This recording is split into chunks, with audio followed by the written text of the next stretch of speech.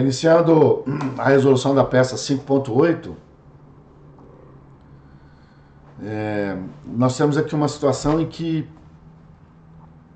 o protagonista é o Hermógenes. Ele foi condenado por roubo qualificado, por ter sido praticado com arma, e porque ele se encontrava juntamente com o Medeiro Vaz, né? Lá em Ribeirão Preto, na rua Eugênio Rocha Filho, Jardim Irajá. E esse roubo foi praticado dia 20 de 4 de 2018, por volta de 13 horas.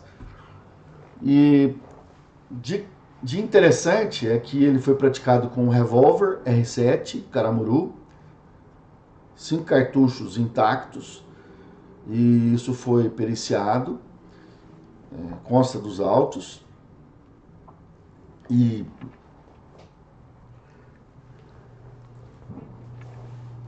a prova mostra que o Hermógenes e o Medeiro Vaz, eles abordaram a vítima Joca Ramiro quando a vítima estava ingressando no interior de sua residência, e ali então essa vítima foi abordada, e esse cidadão Hermógenes e o Medeiro Vaz levaram alguns bens da residência da vítima.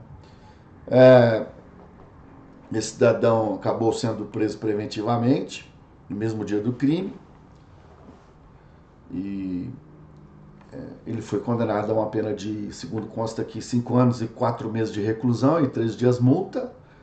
E em seguida não houve trânsito em julgado. Houve trânsito em julgado, e aí expediu carta de guia, carta de recolhimento ao juiz da Vara das Execuções Criminais de Bauru.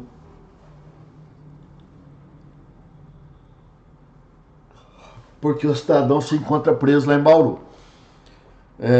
De acordo com o artigo 65 da Lei 7.210, o cidadão tem como juiz competente da execução criminal aquele onde ele se encontra cumprindo pena.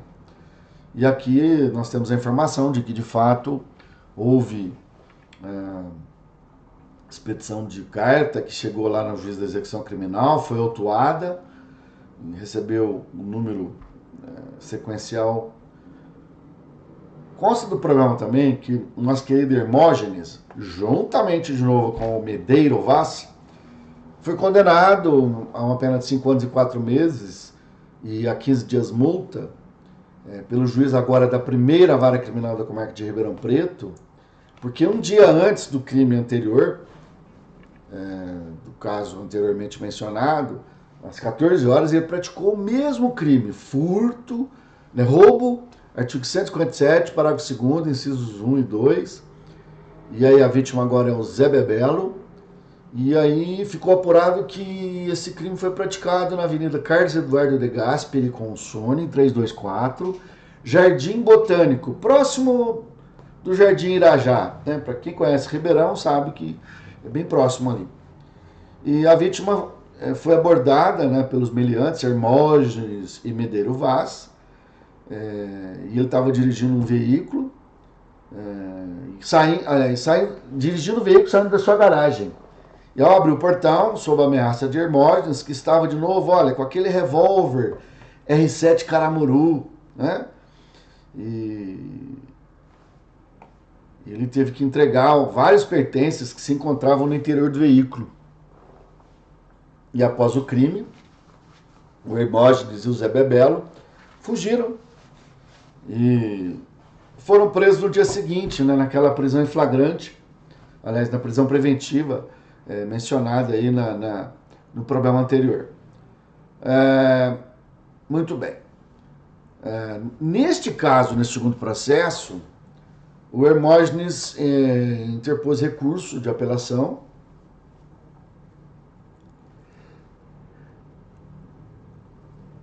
está lá no tribunal, e este recurso de apelação ainda não foi julgado, mas como ele se encontra preso, e o juiz, conforme consta aqui do problema, mencionou e fundamentou que ele não poderia se livrar solto, foi expedida carta de guia provisória para o juiz das execuções criminais. De onde? De Bauru, né? Lá na penitenciária de Bauru, onde o nosso dileto Hermógenes se encontra preso. Muito bom. A Nhorinhá, que é a advogada do Hermógenes, requereu ao juízo competente a unificação das penas. O que será, hein? Unificação de penas. E ela fundamentou, para que houvesse a unificação de penas, cada um dos requisitos, né, juntando cópia das denúncias, das sentenças, dos depoimentos das vítimas e depoimento das testemunhas presenciais dos fatos típicos que foram ouvidas em ambas as ações penais, e além dos interrogatórios prestados pelo Hermógenes. O juiz competente, que é o aqui chamado compadre Quelemém de Góes, ao receber o expediente, esse pedido, né, de unificação de penas feito pela advogada do Hermógenes, ele mandou autuar este requerimento e que fosse em despacho em seguida, se abrisse vista dos autos à representante do Ministério Público, que é a Diadorim. E ela discordou da pretensão, sob o fundamento de que os documentos trazidos aos autos não demonstravam os requisitos necessários para a unificação das penas e que também não havia se aperfeiçoado a unidade de desígnio e que seria circunstância elementar para o reconhecimento do direito postulado. E, consequentemente, deferimento da unificação das penas. E a Diadorim ainda estabeleceu, a representante do Ministério Público, estabeleceu também que o Hermógenes tinha feito do roubo a sua profissão e que dessa forma não poderia ser atendido o pleito.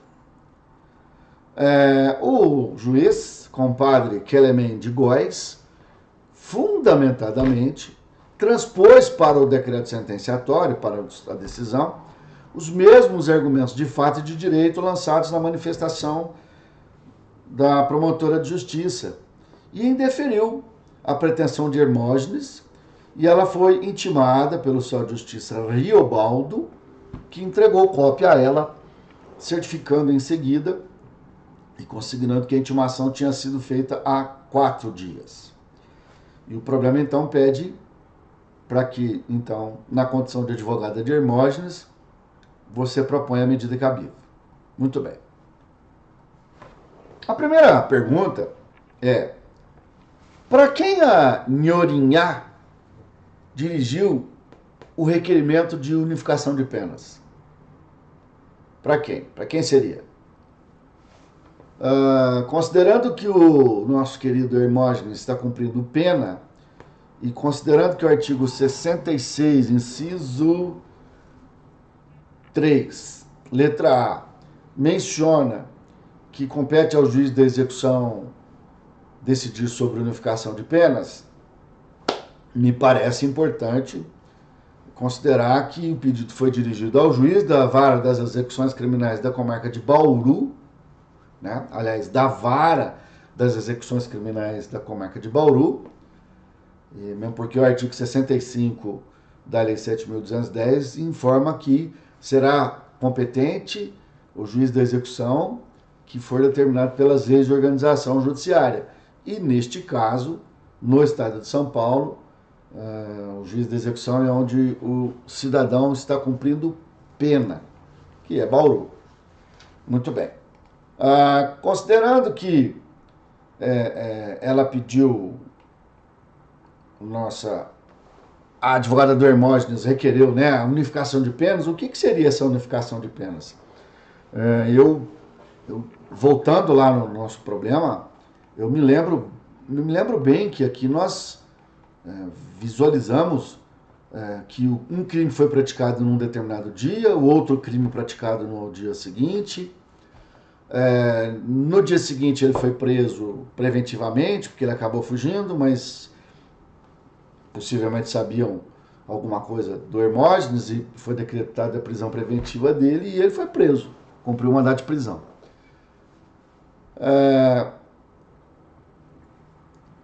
Agora, o que me chama a atenção aqui também é que, olha só, companheiro dele na prática do crime é o Zé Bebelo. Ele estava com a mesma arma, né, que é esse revólver Caramuru R7, com 5 cartuchos intactos, né?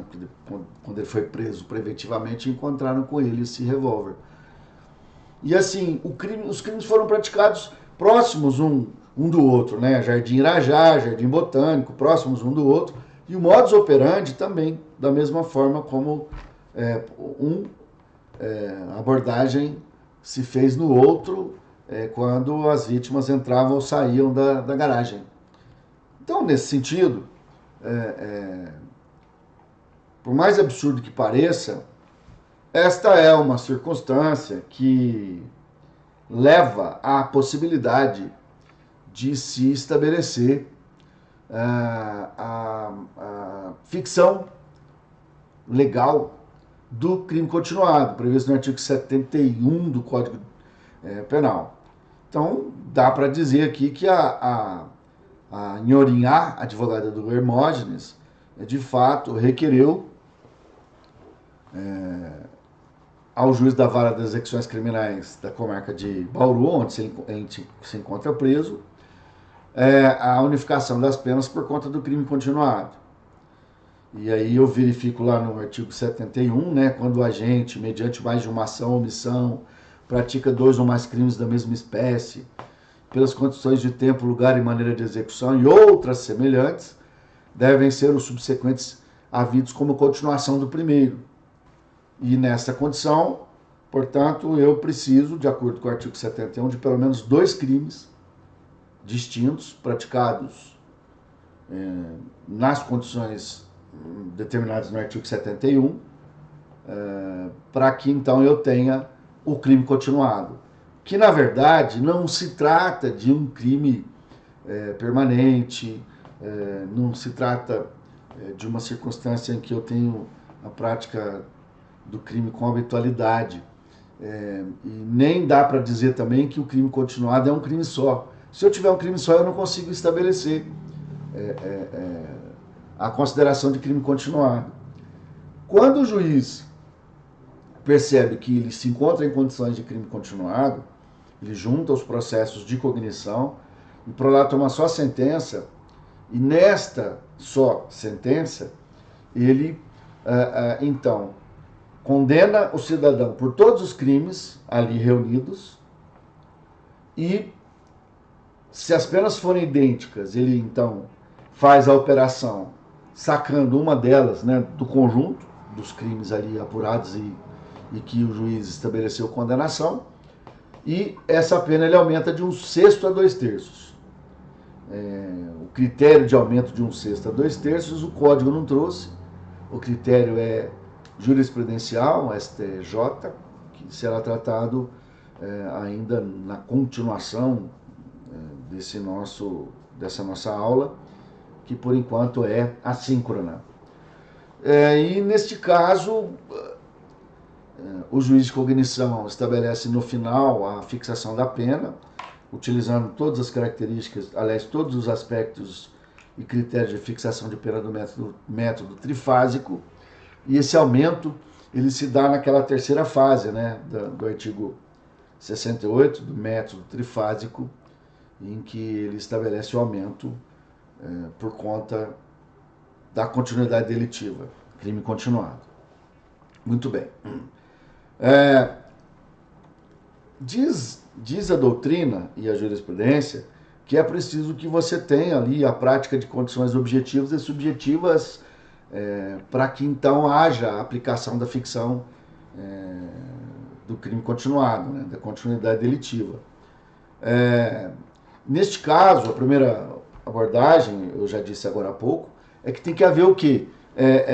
Pluralidade de condutas. Eu preciso de pelo menos 2 crimes para estabelecer a possibilidade de reconhecimento do crime continuado.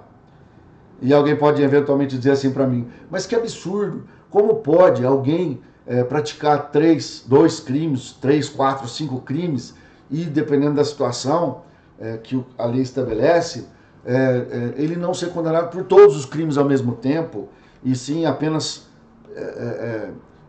aliás, ele ser condenado por todos os crimes ao mesmo tempo, mas quando da fixação da pena, sacar uma das penas e essa pena ser aumentada de 1/6 a 2/3. Que absurdo! Ele deveria receber, então, as penas de maneira individualizada. Pois é, o legislador, ele trabalha e trabalhou também para a inserção desse artigo 71 no Código Penal, baseado, a explicação é isso, está na exposição de motivos do Código Penal, baseado em política criminal. O juiz, em vez de aplicar as penas correspondentes aos vários delitos praticados, ele considera por ficção jurídica a aplicação de uma pena que tem o seu aumento, que tem um aumento por conta dos critérios do artigo 71. Eu vou trabalhar com vocês fazendo uma explicação simples. Imaginem vocês que vocês tenham o pai de vocês, a mãe de vocês, o irmão de vocês, o marido de vocês, né, empresários. E na condição de empresários, efetivam o pagamento da folha de pagamento, né?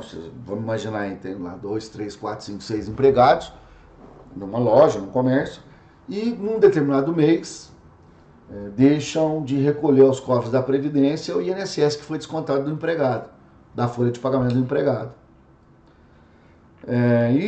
Imaginemos que isso se dê aí por 12 meses, 10 meses. A cada mês que você não recolheu o INSS descontado da folha de pagamento dos seus empregados, você comete um crime de apropriação indébita previdenciária. A pena mínima desse crime é de 2 anos. Se você cometeu 10 crimes porque você deixou de recolher a Previdência por 10 meses, você irá ser condenado a 2 anos por cada um dos crimes. E você então terá 10 vezes 2, 20 anos de reclusão. Esta, então, é uma hipótese em que todos, de repente, mudam de opinião quando eu exemplifico alguma situação de crime continuado, porque você não vai querer ficar preso 20 anos. Você vai entender que é excesso, que é excessiva a prisão de alguém por 20 anos por conta da prática desse crime. E nesse caso, então, você acaba aceitando que, de fato,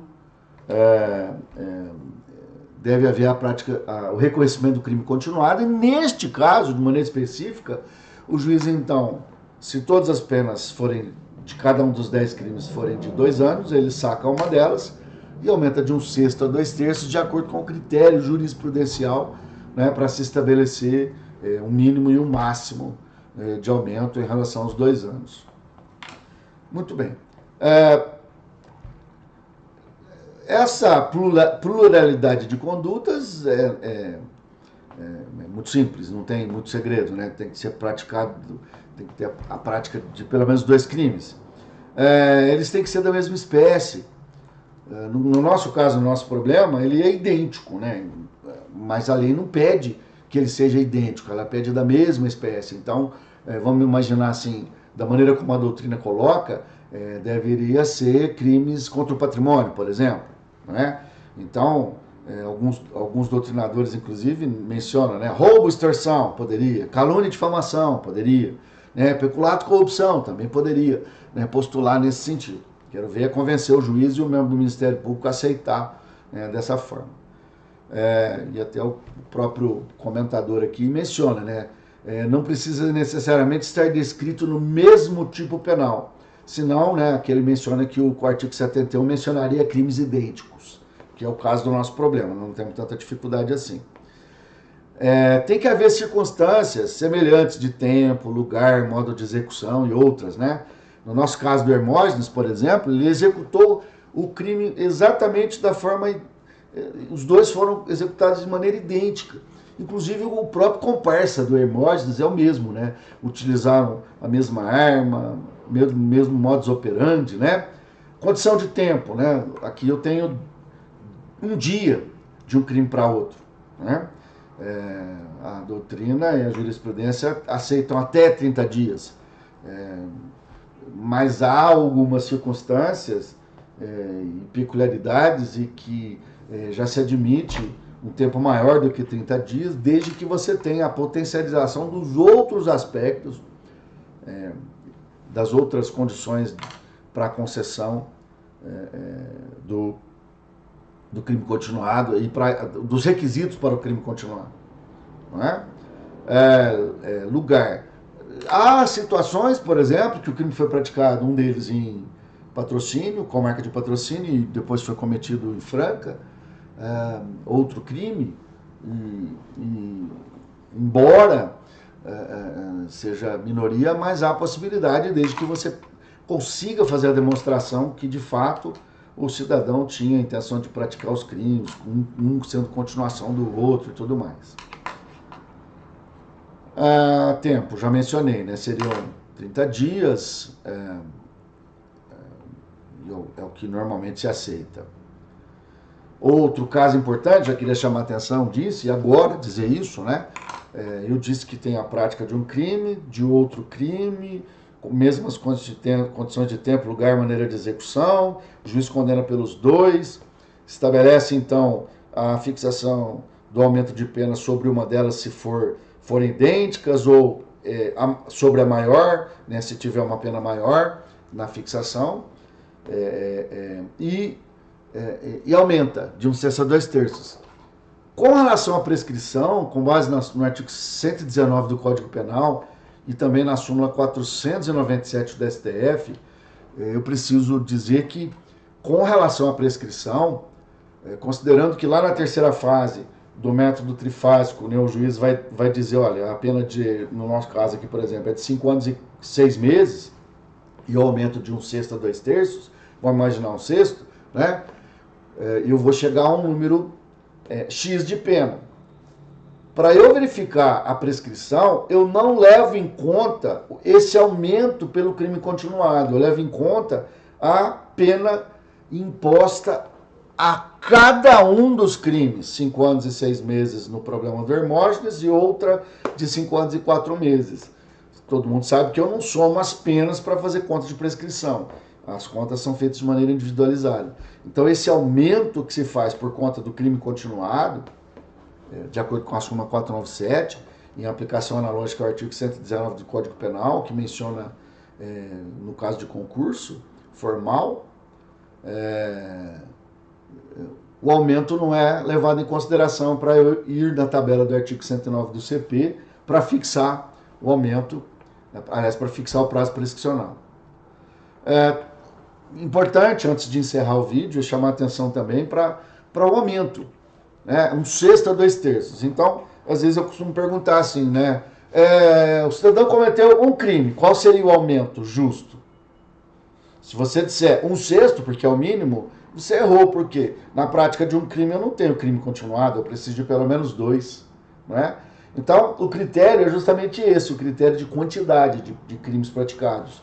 Então, a doutrina e a jurisprudência, elas trabalham da seguinte forma, né? 1/6, 2 crimes, 1/6. E aí eu fiz aqui uma compilação, de acordo com a jurisprudência, e um julgado específico do STJ, que estabeleceu assim, olha, 1/6, 2 infrações. 1/5, 3 infrações. 1/4, 4 infrações. 1/3, 5 infrações. Metade, 6 infrações. 2/3, 7 ou mais ilícitos. Então esse é um critério que a jurisprudência cuidou de resolver, de fixar, e que tem sido praticada, na sua maioria das vezes, pelos juízes e pelos tribunais. Mas eu já posso dizer aos senhores, a vocês, que eu já experimentei a prática de aumento de 1/6 na Justiça Federal, quando houve a condenação de alguém que praticou o crime de apropriação indébita previdenciária, e eu tinha lá 2 anos ou mais de não pagamento do valor descontado dos empregados, né, dos funcionários na folha de pagamento ao INSS. E o juiz aumentou de 1/6. Isso é critério, o juiz adota um critério e passa a estabelecer os aumentos. Como eu sou advogado e eu vi o aumento ser fixado no mínimo do artigo 71, o sexto, eu observei e, logicamente, me calei, porque não me interessa prejudicar a situação do meu cliente. E o Procurador da República também não tomou atitude quanto a isso. Então, ficou por isso mesmo e, na verdade, não ficou porque houve recurso e houve prescrição no tribunal.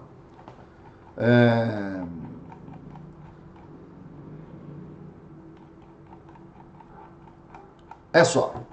Não há mais o que tratar quanto a isso, quanto ao problema. Vamos continuar na aula síncrona, quando então estaremos conversando com vocês presencialmente e aí resolveremos essa questão dessa forma.